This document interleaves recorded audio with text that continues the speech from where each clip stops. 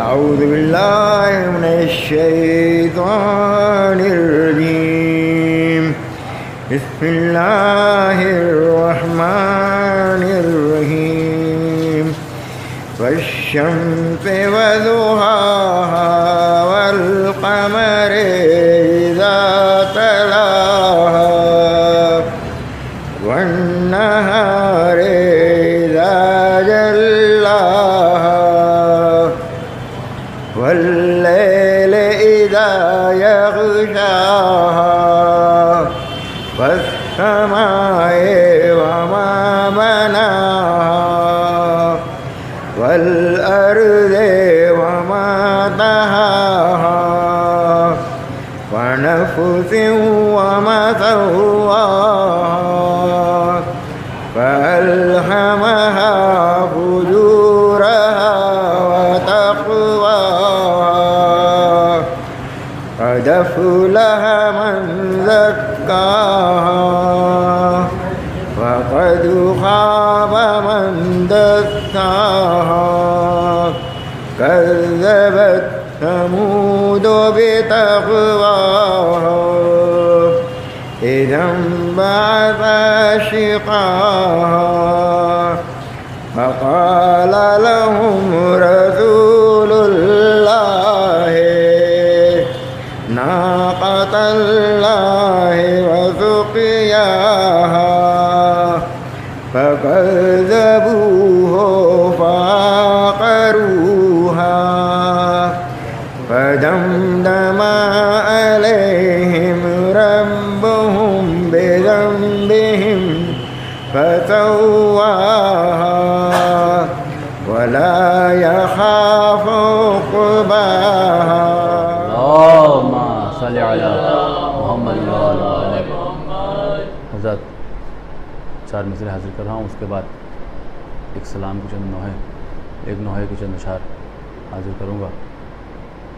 ایک اور سبق پڑھیں محمد وعلى محمد. اللهم صل على محمد.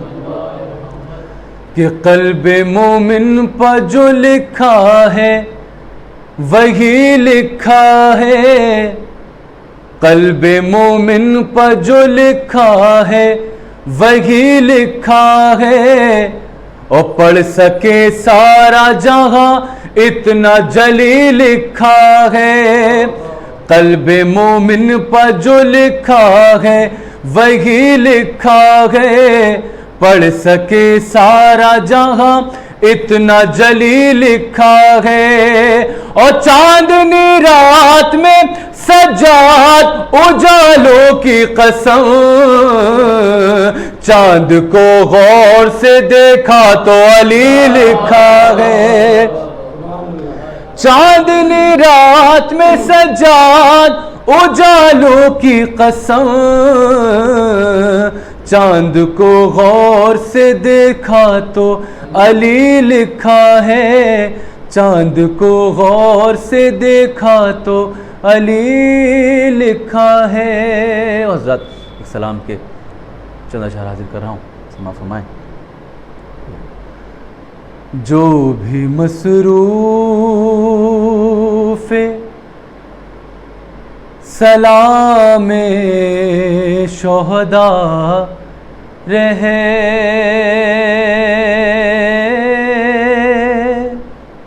تا ہے جو بھی مصروف سلام شہداء رہے، تا ہے ارے گو وہ رہتا نہیں پر نام صدا رہے، تا ہے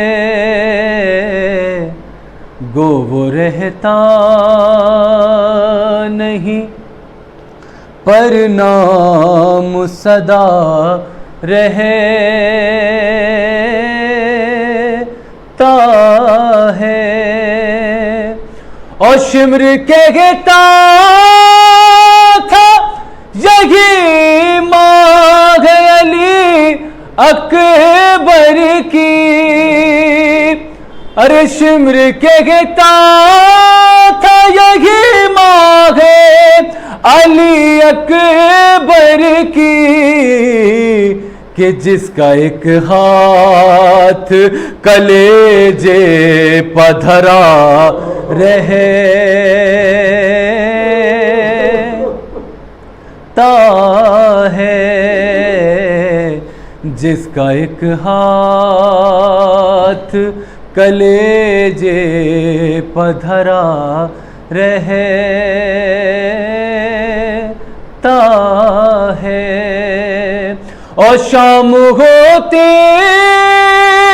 ہیں تو اونٹوں سے اترتے ہیں گھر، شام ہوتے ہیں تو اونٹوں سے اترتے ہیں گھر، پر سر شاہ تو نیزے پہ چڑھا رہے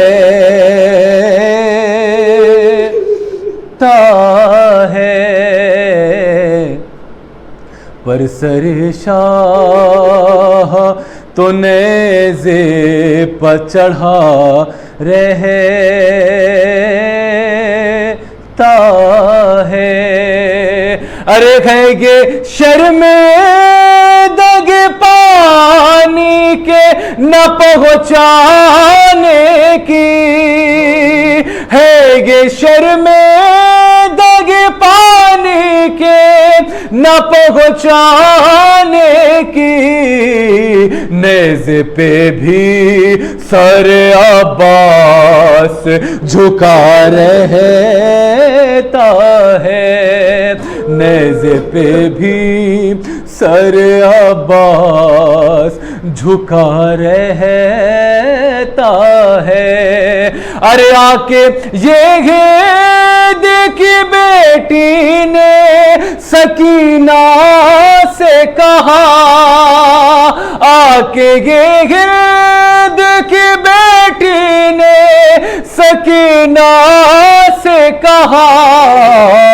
ارے سر تیرا کس لیے ہر وقت کھلا رہتا ہے، سر تیرا کس لیے ہر وقت کھلا رہتا ہے، ارے وہ لگی کہنے یتیموں کی نشانی ہے یہی، وہ لگی کہنے یتیموں کی نشانی ہے یہی، کرتا بیوارث بچوں کا جلا رہتا ہے، کرتا بیوارث بچوں کا جلا رہتا ہے، اور تحفے کعبہ کا تجھے شوق ہے اس باس کے دبیر، مضطرب دل صفت قبلہ نما رہتا ہے، گو وہ رہتا نہیں پر نام صدا رہتا ہے۔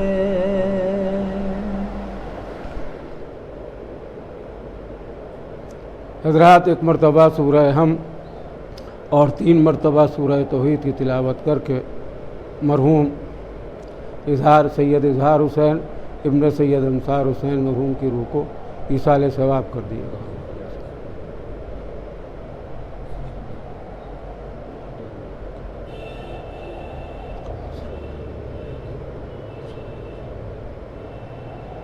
بسم اللہ بسم اللہ بسم اللہ الرحمن الرحیم۔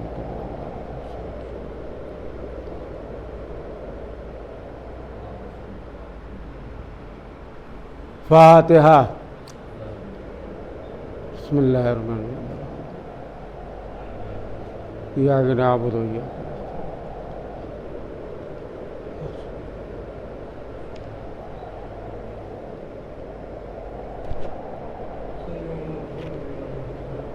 أعوذ بالله من الشيطان اللعين الرجيم بسم الله الرحمن الرحيم الحمد لله رب العالمين الصلاة والسلام على سيد المرسلين سيدنا ونبينا وشفيع ذنوبنا أبي القاسم محمد أهل بيته الطيبين الطاهرين المعصومين المظلومين الذين أذهب الله عنهم الرجس وطهرهم تطهيرا ولعنة الله على أعدائهم وغاصب حقوقهم ومنكر فضائلهم ومصائبهم وعظمتهم وعطشهم أجمعين من يومنا هذا إلى قيام يوم الدين أما بعد فقد قال رسول الله صلى الله عليه وآله وسلم إني تارك فيكم الثقلين کتاب اللہ و عطرتی اہل بیتی صلوات بھیج دیں محمد برادران ایمانی اور محبان اہل بیت اطہار، یہ زمانہ پوری دنیا میں کرونا وبا کا زمانہ ہے اور آن لائن مجالس ہو رہی ہیں۔ ایام اعضاء میں زیادہ تر ایسے ہی مجالس کا سلسلہ جاری ہے۔ یہ مجلس برائے سال ثواب ہے مرحوم سید اظہار حسین ابن سید انصار حسین مرحوم کے لیے، اور ظاہر ہے کہ ایصال ثواب ایک بڑا اہم مسئلہ ہے ہمارے مذہب میں۔ جو شیعہ مذہب ہے، جو شیعہ مسلک ہے، اس میں ایصال ثواب کی بڑی اہمیت ہے۔ ایصال کہتے ہیں بھیجنے کو، ثواب کہتے ہیں نیکی کو، یعنی نیکی بھیجنا۔ ہمارے یہاں مجالس اسی لیے ہوتی ہیں کہ اس سے بہتر نیکی کوئی نہیں ہے کہ مجلس میں ذکر اہل بیت اطہار ہوتا ہے اور ان کے دشمنوں سے اظہار بیزاری کی جاتی ہے۔ صلوات بر محمد والے۔ لہذا میں نے اس وقت کی مجلس میں آپ کے سامنے جس حدیث مبارک کو سرنامہ بیان قرار دیا ہے، وہ ایک طرح سے پیغمبر اسلام کی وصیت بھی ہے اور پیغمبر اسلام کی نصیحت بھی ہے امت کے لیے، اور وہ یہ ہے کہ میں تمہارے درمیان دو گراں قدر چیزیں چھوڑے جا رہا ہوں، ایک قرآن، دوسرے میری عطرت اہل بیت۔ آگے آپ نے یہ بھی ارشاد فرمایا کہ اگر تم ان سے وابستہ رہو گے تو پھر گمراہ نہیں ہوگے، یہاں تک کہ یہ دونوں حوض کوثر پر ہم سے ملاقات کریں گے۔ ہر چیز کی وضاحت تو پیغمبر اسلام نے کر دی۔ قرآن چھوڑے جا رہا ہوں، ایسا نہیں کہ مسلمان قرآن سے واقف نہ ہو اور کوئی مسلمان یہ کہے ہمیں نہیں معلوم کہ قرآن کیا ہے، لہذا قرآن سب واقف ہے۔ آپ نے کہا قرآن چھوڑے جا رہا ہوں، یعنی قرآن کا مطلب کیا ہے؟ یعنی ایک ایسی کتاب جس میں الحم سے لے کر والناس تک حکایتیں بھی ہیں، ہدایتیں بھی ہیں، انبیاء کے تذکرے بھی ہیں، احکامات بھی ہیں، یعنی ایک دستور العمل ہے، ایک کانسٹیٹیوشن ہے جو اسلام کے نام سے قرآن کی صورت میں پیش کیا گیا۔ دوسرے پیغمبر اسلام نے فرمایا میری عطرت اہل بیت۔ اس مسئلے کو سمجھنا ضروری ہے۔ اس مسئلے کو اس لیے سمجھنا ضروری ہے کہ بعض مسلمانوں نے اپنی جہالت اور کم علمی کی وجہ سے یہ کام کر لیا کہ اہل بیت کا مطلب گھر والے، حالانکہ ہر چیز کے، ہر لفظ کے معنی ہر جگہ ایک سے نہیں ہوتے ہیں۔ بہت سے مقامات پر دیکھیے لفظ ماتم ہے، ہمارے یہاں اگر شیعہ قوم میں کہا جائے کہ فلاں جگہ ماتم ہے تو لوگ سمجھ جائیں کوئی انجمن ہے جو ماتم کرنے جا رہی ہے، کوئی نوحہ خان ہے جو نوحہ پڑھے گا اور اس کے ساتھ کچھ لوگ سینے پہ ہاتھ رکھ کے ماتم کریں گے۔ ایک جنرل لفظ ہے یہ لفظ ماتم، یعنی کسی گھر میں کوئی پرسہ ہو رہا ہے، وہ ذاتی ہو رہا ہے، اس کو بھی لفظ ماتم سے یاد کیا جاتا ہے۔ مگر ہماری قوم میں لفظ ماتم جو ہے وہ مخصوص ہو گیا ہے صرف اور صرف شہیدان کربلا کے لیے، سینے پر ہاتھ رکھ کے ماتم کرنا۔ اسی طرح سے مجلس کا مطلب ہوتا ہے کچھ لوگ بیٹھے ہیں، ایک نشست ہو، اس میں کسی موضوع پر گفتگو ہو، اس کو مجلس عام طور سے کہا جاتا ہے۔ مگر ہمارے مذہب میں، ہماری قوم میں لفظ مجلس کہ فلاں جہاں مجلس ہے تو لوگ سمجھ جائیں گے مجلس کا مطلب یہ ہے کہ ذاکر منبر پر جائے گا، ذکر اہل بیت اطہار کرے گا اور مصائب کربلا بیان کرے گا، یعنی یہ مخصوص ہو گیا۔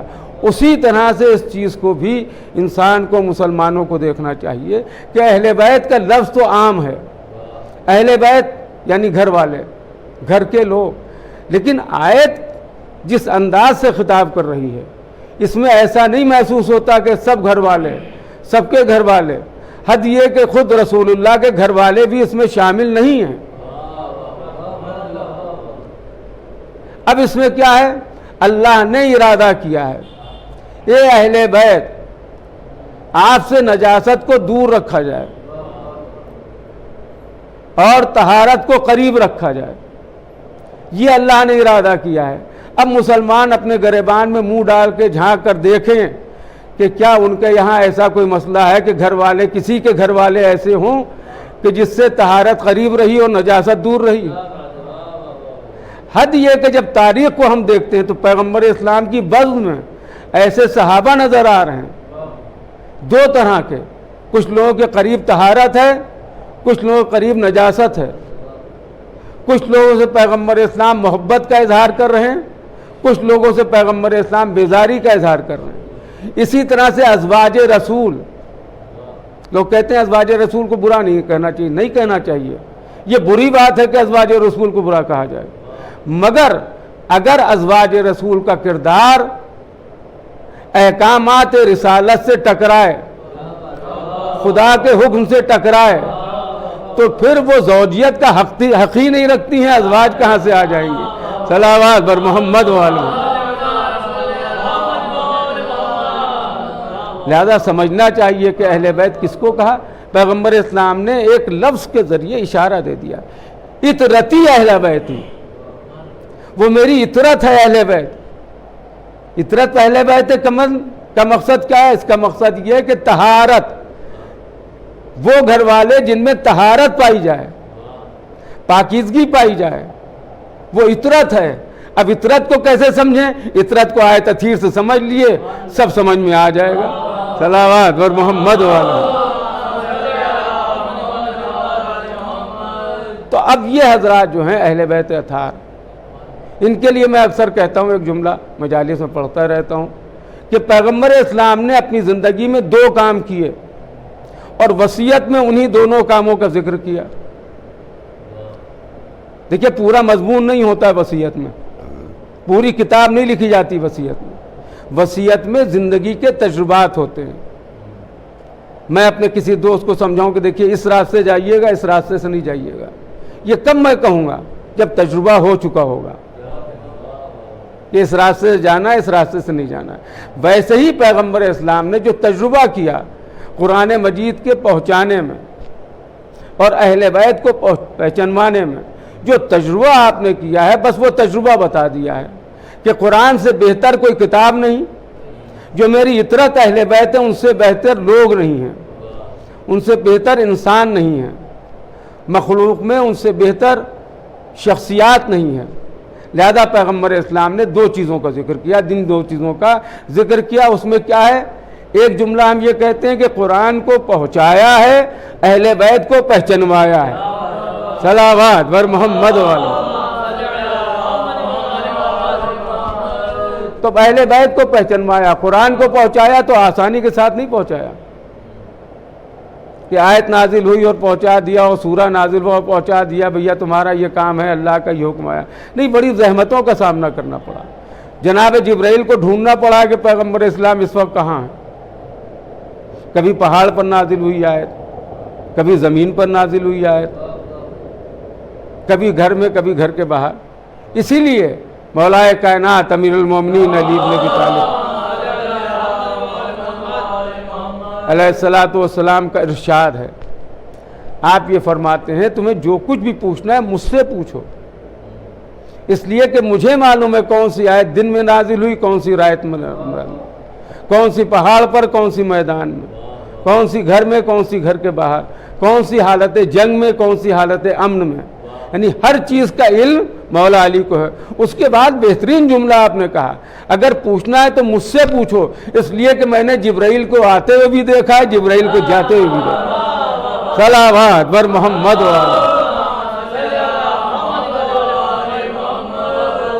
یہ سب سے بڑا اہم مسئلہ ہے، اس پر توجہ دینا چاہیے۔ امت مسلمہ غور کرے، مجالس کا مطلب کیا ہوتا ہے؟ مجالس کا مطلب ہوتا ہے ذکر اہل بیت اطہار، بالخصوص ذکر مولا کائنات، جن کی شدت سے مخالفت کی گئی۔ جو لوگ اہل بیت کا ذکر چھوڑ کے ادھر ادھر کی بات کرتے ہیں، مولا علی کا ذکر چھوڑ کے ادھر ادھر کی بات کرتے ہیں، اپنے گریبان میں جھانکتے نہیں، قوم کی اصلاح کرنا چاہتے ہیں۔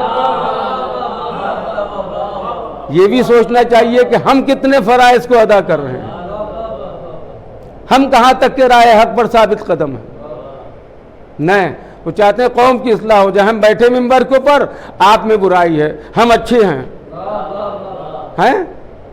ہم اچھے ہیں، باقی سب برے ہیں۔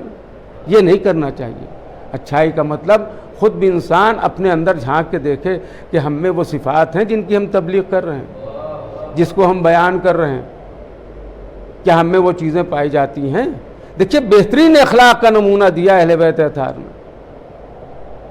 یہی ہمارے مولا ہیں، راستے میں چلے جا رہے ہیں، بازار سے گزر رہے ہیں، ایک شخص نے کچھ سامان خریدا، وہ اپنے سر پر رکھ کے جا رہا ہے، بوجھ اتنا ہے کہ اس کی برداشت سے باہر ہے، نہیں چل پا رہا ہے ٹھیک سے۔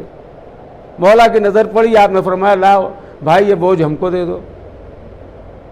اس نے بھی سوچا کہ چلو یہ جوان آدمی ہے اور یہ بوجھ لے لیں گے، ہمارا سہارا ہو جائے گا۔ ان نے کہا ہاں یہ بوجھ آپ لے لیے، وہ دے دیا۔ پہچانتا نہیں تھا کہ یہ مولا علی ہیں، وہ بوجھ دے دیا۔ مولا علی لے کے چلے، گھر تک کے پہنچا۔ گھر میں جانے کے بعد اس نے بلا لیا، حجرے کے پاس آیا، کہاں یہاں رکھ دیے، وہ سامان مولا نے رکھ دیا۔ اب جانے لگے مولا۔ مدینے کا ماحول ہے، بغیر اجرت کے کوئی کام ہوتا نہیں تھا، بغیر پیسے لیے کوئی کام ہوتا نہیں تھا، لہذا اس نے جلدی سے جیب میں ہاتھ ڈالا اور کچھ درہم نکالے اور مولا کو آواز دی، کہا کہ بھئی اپنی مزدوری تو لیتے جائیے۔ مولا نے کہا کہ یہ کام ہم نے اس لیے نہیں کیا ہے، ہمیں اس کی کوئی اجرت نہیں چاہیے، مزدوری نہیں چاہیے۔ کہا پھر کیوں کیا؟ کہا یہ ہمارا فرض تھا۔ اب یہ ہمارا فرض تھا، یہ اس نے جملہ پہلی مرتبہ سنا کہ فرض کی ادائیگی بھی کوئی چیز ہوتی ہے۔ میں یہی پیغام اس مجلس کے ذریعے دینا چاہتا ہوں تمام لوگوں کو کہ اپنے فرائض پر نظر رکھیے کہ ہمیں کیا فریضہ ادا کرنا ہے، ہمیں کون سے فرائض ادا کرنا ہے، ہمیں کون سی نیکیاں کرنا ہے۔ زندگی میں اگر کوئی ساتھ ہو، رشتہ دار ہو، عزیز ہو، پڑوسی ہو، ہمارے شہر کا رہنے والا ہو، ہمارے ملک کا رہنے والا ہو، کہیں اس کو کوئی ضرورت ہو تو اس کی نصرت مدد کیجیے۔ کبھی یہ نہ سوچیے گا اس نے تو ہمارا کبھی ساتھ نہیں ہے، وہ ساتھ دے نہ دے ہمارا فرض ہے کہ ہم اس کا ساتھ دیں۔ لہذا نگہداشت کا حکم ہوا ہے اپنے رشتہ داروں کے لیے، اپنے عزیزوں کے لیے کہ ان کا خیال رکھنا۔ حد یہ کہ ہفتے میں ایک مرتبہ یہ حکم آیا ہے کہ اپنے رشتہ داروں کی نگہداشت کرو، جاؤ ان کی خیریت پوچھو، ان کے حالات کو جانو اور ان کی مدد کرو۔ یہ بھی دین کا ایک حصہ ہے، یہ بھی مذہب کا ایک حصہ ہے۔ میں یہ سوال کرتا ہوں کہ کتنے ایسے لوگ ہیں کہ جو اس فریضے کو انجام دیتے ہیں اور اس کے بعد قوم کی غلطیوں کو نکالتے ہیں۔ آپ بھی اپنے فرائض کو انجام دیے، ذرا سا زبان میں طہارت و پاکیزگی لائیے، اخلاق سے گفتگو کیجیے۔ جھڑکیے نا، جھڑکنا منع ہے، جھڑک کے بات نہیں کرنا چاہیے۔ یہ ساری چیزیں ہیں۔ مقصد یہ ہے کہ مجالس قرآن کے حوالے سے اور ذکر اہل بیت کے حوالے سے، آپ قرآن مجید کو دیکھ لیے، جناب نوح کی گفتگو ہے اپنے بیٹے سے، اے میرے لال زمین پر سنبھل کے قدم رکھنا، غرور کے ساتھ نہ چلنا، تکبر کے ساتھ نہ چلنا، دیکھو بآواز بلند گفتگو نہ کرنا، اس لیے کہ کرخت آواز گدھے کی ہوتی ہے، حمار کی ہوتی ہے، لہذا کبھی اس طرح سے گفتگو نہ کرنا۔ اب آپ دیکھیے یہ قرآن انداز زندگی بتا رہا ہے اسی طرح سے اہل بیت اطہار انداز زندگی بتا رہے ہیں. ایک صحابی بآواز بلند گفتگو کرنے لگا پیغمبر اسلام کے سامنے تو فوراً جبرائیل آیت لے کے آئے کہ خبردار میرے رسول سے میرے حبیب سے بلند آواز میں گفتگو نہ کرو. اب آپ انصاف سے بتائیے کہ جب جبرائیل نے اللہ کا پیغام دے دیا کہ بلند آواز سے گفتگو نہ کرو تو وہ شخص کیا قابل لعنت نہیں ہوگا جس نے پیغمبر اسلام نے یہ کہنے کے بعد کہ میں دو گراں قدر چیزیں چھوڑے جا رہا ہوں, ایک قرآن, دوسرے میری اطرت اہل بیت, اگر تم ان سے وابستہ رہے تو گمراہ نہیں ہوگے. یہ کیا بدتمیزی نہیں ہے کہ اس کے جواب میں کوئی صحابی رسول یہ کہے حسبنا کتاب اللہ, ہمارے لیے اللہ کی کتاب کافی. صلوات بر محمد و آل برادران ایمانی, بڑی چیز اخلاق ہوتی ہے. اس وقت جن مرحوم کے اصالہ ثواب کی مجلس ہے, اظہار حسین مرحوم کہتے ہوئے افسوس ہوتا ہے اس لیے کہ ہم سے چھوٹے بھی تھے, ہم سن تھے ہمارے اور اعزاء میں ہمارے رہے, لہذا یہ کہ ایک چیز ایک صفت ان میں تھی, وہ تھی چہرے کو دیکھ کے مسکرانا. یہی سب سے بڑی مومن کی پہچان ہے, ایک دوسرے کو دیکھ کے مسکرانا. بڑے گناہ معاف ہو جاتے ہیں. چنانچہ ان کے اصالہ ثواب کی یہ مجلس ہے, اور ظاہر ہے کہ ہمارے ہاں دیکھیے بعض چیزیں ایسی ہوتی ہیں, میں آپ کو بتا دوں مصائب سے قبل, کہ لوگ دیکھتے ہیں دن کون سا ملا, ان کا صاحب جمعرات ملی ہے مثال کے طور پر, ان کا شب جمعہ ملی ہے, ان کا جمعہ کا دن ملا ہے. تو یہ ایک بڑی چیز ہوتی ہے. یعنی جنرل جو لوگ ہوتے ہیں, پبلک ہوتی ہے, وہ یہی گفتگو کرتی ہے کیا اچھا دن پایا ہے, کیا اچھی رات پائی ہے. تاریخ اگر کوئی مناسب مل گئی جو اہل بیت اطہار کی مصیبت سے وابستہ ہو, کسی امام کی شہادت کی تاریخ مل گئی یا ولادت کی بھی تاریخ مل گئی, وہ بھی بہتر سمجھی جاتی ہے ہمارے یہاں. کیوں؟ اس لیے کہ اب جانے والا جن کی محبت میں زندگی گزار رہا تھا, اب اس تاریخ کی مناسبت سے جا رہا ہے کہ اب تک کہ یہاں مسرت کا اظہار کرتا تھا خوشی کی تاریخ میں, اب وہاں جا کے عالم ارواح میں کرے گا. یہاں غم کی تاریخ میں اظہار غم کرتا تھا, گریہ کرتا تھا, روتا تھا معصوم کے غم میں, اب وہاں جا کے عالم ارواح میں مولا کے غم میں شریک رہے گا. تو یہ ایک بڑی چیز سمجھی جاتی ہے. بس دوستوں اور عزیزوں, ہمارے یہاں عاشورے سے بڑا کوئی غم نہیں ہے. سب سے بڑا غم روز عاشورہ ہے کہ جب امام حسین علیہ السلام اور ان کے ساتھی کربلا کے میدان میں 3 دن کی بھوک و پیاس میں شہید کیے گئے. عزاداروں, یہ غم ایک ایسا غم ہے جس غم کو یاد کر کے پیغمبر اسلام نے گریہ کیا. یہ غم وہ غم ہے جس کو یاد کر کے جناب سیدہ نے گریہ کیا. اے عزاداران امام, میں ایک جملہ سن لیے وہ کلیجہ کانپ جاتا ہے. میں بہت کم یہ جملہ پڑھتا ہوں کہ جناب سیدہ یوں تو امام حسین اسلام کے غم کو یاد کر کے روتی ہوں گی, مگر جس وقت زلفیں سنوارتی ہوں گی اس وقت کربلا یاد آتی ہوگی. ہائے میرا لال, یہی وہ زلفیں جن میں خون بھرا ہوگا, یہی وہ کرتا میں جو تبدیل کر رہی ہوں, کربلا کے میدان میں خون بھرا ہوگا, ظالم کرتا بھی اتار کے لے جائیں گے. ہائے وہ ماں کتنا تڑپ کے گریہ کرتی ہوگی. امام حسن مجتبیٰ جب بھائی کو دیکھتے تھے کربلا یاد آتی تھی, جب بھائی کو دیکھتے تھے کربلا یاد آتی تھی. اب تاریخ بتاتی ہے کہ جب دنیا سے جانے لگے تو ایک مرتبہ اپنے بیٹے جناب قاسم کو بلایا اور ایک تعویذ باندھا کا میرے لال, زندگی میں جب کوئی بڑی مصیبت کا وقت ہو تو اس تعویذ کو کھول کر دیکھ لینا. ہاں عزادارو, کربلا میں جب تعویذ کھولا گیا لکھا تھا میرے لال کربلا میں نہ ہوں گا, میرا بھائی یکا ہوتا نہ ہوگا. اے میرے لال قاسم, میرے حسین کی نصرت. عزاداروں بس مجلس تمام ہے. جو کربلا ہے, کربلا ہر مصیبت یہاں گزری، کوئی مصیبت کم نہیں تھی۔ وہ کربلا کا میدان جہاں امام حسین السلام تشریف لائے 2 محرم کو، 4 محرم سے خیمے ہٹائے گئے، 7 محرم سے پانی ختم ہو گیا۔ بس عزاداران امام یہ اہل بیت کے گھرانے کے بچے ہیں جو گھر سے باہر نہیں نکلتے ہیں، مگر تاریخ بتاتی ہے ہائے رے پیاس، ہائے رے مصیبت، جناب سکینہ اور چھوٹے چھوٹے بچے خیموں سے باہر نکل آئے، خالی کوزے لیے فریاد کر رہے تھے، اللہ تاش، ہائے پیاس۔ اب ذرا دلوں پر ہاتھ رکھ کے سوچئے عباس پر کیا گزرتی ہوگی، جناب علی اکبر کیسا تڑپتے ہوں گے، اور محمد کتنا بے چین ہوتے ہوں گے۔ عزاداروں، یہ دن اس طرح سے گزر گیا، جناب عباس پانی کی سبیل کرنے کے لیے گئے، مگر ہاں عزاداروں بازو دریا کے کنارے کٹ گئے، مشک سکینہ سے پانی بہہ گیا، سکینہ اور بچے پیاسے رہ گئے، فریاد کرتی رہ گئی جناب سکینہ، اے بابا اب ہم پانی نہ مانگیں گے، ہائے میرا امو، میرا چچا عباس۔ وقت گزرتا گیا، یہاں تک کہ وہ وقت آیا کہ جب جناب علی اکبر کی بھی شہادت ہو گئی۔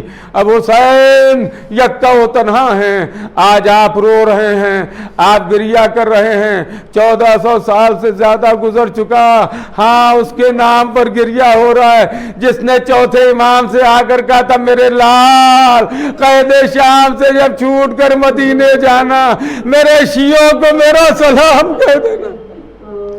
کہنا کہ شرط وفا یہ ہے کہ جب ٹھنڈا پانی پینا تو میری پیاس کو یاد کر لینا۔ آج جگہ جگہ سبیلیں لگتی ہیں، پیاسوں کے نام پر پانی پلایا جاتا ہے۔ عزاداران امام وصیت کرنے کے بعد امام مظلوم کربلا آنے لگے، دیکھا 2 رویاں عورتیں کھڑی ہیں۔ اب جو دیکھا 2 رویاں عورتیں کھڑی ہیں، بہن سے پوچھا بہن کیا بات ہے؟ کہا یہ بیویاں آپ کو رخصت کرنا چاہتی ہیں۔ عزاداروں حسین سر جھکا کے چلے، کوئی کہہ رہا تھا بیواؤں کے وارث ہمارا سلام، یتیموں کے نگہبان ہمارا سلام۔ اس طرح سے بیویوں کے درمیان سے حسین رخصت ہوئے۔ کربلا کے میدان میں عصر عاشورہ کا وقت ہو چکا تھا، حسین وعدہ نبھا رہے تھے، ذوالفقار جل رہی تھی، کانوں میں آواز آئی علی اکبر کا واسطہ، عباس کا واسطہ رک جاؤ۔ حسین نے ذوالفقار ریام میں رکھی، ارے کوئی تیر چلا رہا تھا، کوئی نیزہ مار رہا تھا، کوئی تلواروں سے وار کر رہا تھا، جس کے پاس کچھ نہ تھا وہ جھولیوں میں پتھر بھرے ہوئے حسین کی طرف پھینک رہے تھے۔ کربلا میں عصر عاشورہ تمام ہو گئی، شمر کا خنجر چلا، زمین کربلا ہلنے لگی، فرات کا پانی نظر اچھلنے لگا۔ عزاداروں اس طرح سے عاشورہ تمام ہو گیا، مگر ایک بچی ہے جو خیمے میں بابا کا انتظار کرے، بابا نہ آئے، یہاں تک کہ خبر شہادت ملی، شام غریبہ آ گئی۔ اب شام غریبہ اظہار حسین صاحب کے خاندان کے لیے اہمیت کی شام ہو گئی ہوگی، اس لیے کہ ایک طرف ان کو پرسہ دیا جا رہا تھا جن کا بڑا گھر لٹ گیا، اور ادھر اظہار حسین کے انتقال کی خبر۔ مگر ہاں ہمارے یہاں غم کربلا والوں کا غم ہے، ارے کون اپنوں کو روئے، ہم تو ان کو روئیں گے۔ شام غریبہ میں جن کی چادریں چھینی جا رہی تھی، خیموں میں آگ لگائی جا رہی تھی، ایک بچی فریاد کر رہی تھی، اے بابا آپ کے بعد منہ پر تماچے لگائے گئے، کانوں سے گوشوارے چھینے گئے، انا للہ و انا الیہ راجعون۔ الا لعنت اللہ علی القوم الظالمین وسیعلم الذین ظلموا ایہم منقلب ینقلبون۔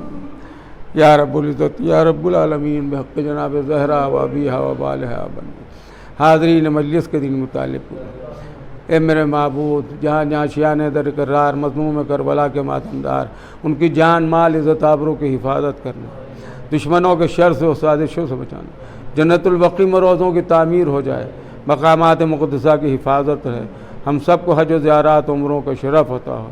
اے میرے معبود بیماروں کو شفا کامل عطا کرنا، حاجت مندوں کی حاجتوں کو پورا کرنا، اور اظہار حسین صاحب کے خانوادے کو صبر جمیل عطا کرنا، جلد از جلد امام زمانہ کا ظہور ہو تاکہ پرچم حق بلند ہو، کفر فنا ہو جائے۔ ایک مرتبہ سورہ حمد اور 3 مرتبہ سورہ توحید کی تلاوت کر کے سید اظہار حسین ابن سید انصار حسین مرحوم کی روح کو ایصال ثواب۔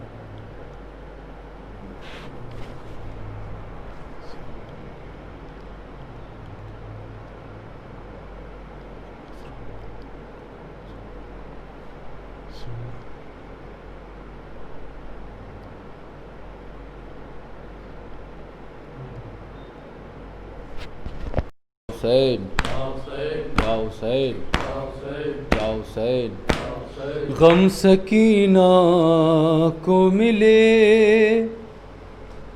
اتنے مسلمانوں سے، غم سکینہ کو ملے اتنے مسلمانوں سے، مر گئی پر نہ کبھی،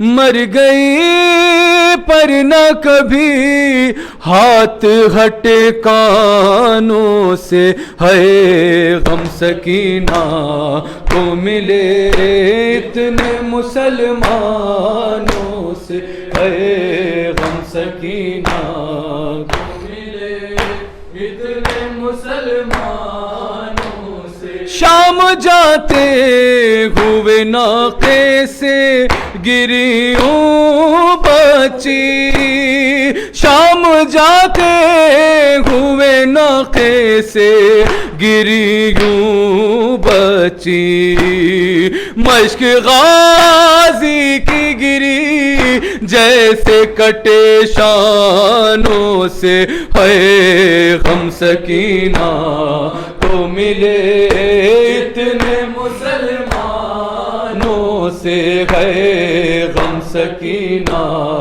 کو ملے اتنے مسلمانوں سے۔ چوک اٹھتی تھی مدینے میں یہ کہہ کر بانو، چوک اٹھتی تھی مدینے میں یہ کہہ کر بانو، کوئی آواز مجھے دیتا ہے ویرانوں سے، ہے غم سکینہ کو ملے اتنے مسلمانوں سے، ہے غم سکینہ ہے کو ملے اتنے مسلمان۔ ارے اتنے بے رحم سے ظالم نے اتارے وہ گوہر، ارے اتنے بے رحم سے ظالم نے اتارے وہ گوہر، ارے شین بیٹی کو جو پگے نائے تھے ارمانوں سے، ہے غم سکینہ کو ملے اتنے مسلمانوں، ارے اتنے بے رحم سے ظالم نے اتارے وہ گوہر، اتنے بے رحم سے ظالم نے اتارے وہ گوہر، شین بیٹی کو جو پگے نائے تھے ارمانوں سے، ہے غم سکینہ کو ملے اتنے مسلمانوں سے، ہے غم سکینہ کو ملے اتنے مسلمانوں سے۔ مجھ کو کرتے میں ہی دفنانا سکینہ نے کہا، مجھ کو کرتے میں ہی دفنانا سکینہ نے کہا، مت کفن مانگنا ہے بھائی مسلمانوں سے، ہے غم سکینہ کو ملے اتنے مسلمانوں سے، ہے غم سکینہ کو ملے اتنے مسلمانوں سے۔ ارے کوئی غیبت میں انہیں دیکھ کے خون روتا ہے، کوئی غیبت میں انہیں دیکھ کے خون روتا ہے، رشتہ رہے تاغ لہو آج بھی جن کانوں سے، ہے غم سکینہ کو ملے اتنے مسلمانوں سے، ہے غم سکینہ کو ملے اتنے مسلمانوں سے۔ سب چلے جاتے ہیں شبیر کو رو کر اکبر، سب چلے جاتے ہیں شبیر کو رو کر اکبر، ایک بات نہیں جاتی ہے عزا خانوں سے، ہے غم سکینہ کو ملے اتنے مسلمانوں سے، ہے غم سکینہ کو ملے اتنے مسلمانوں سے۔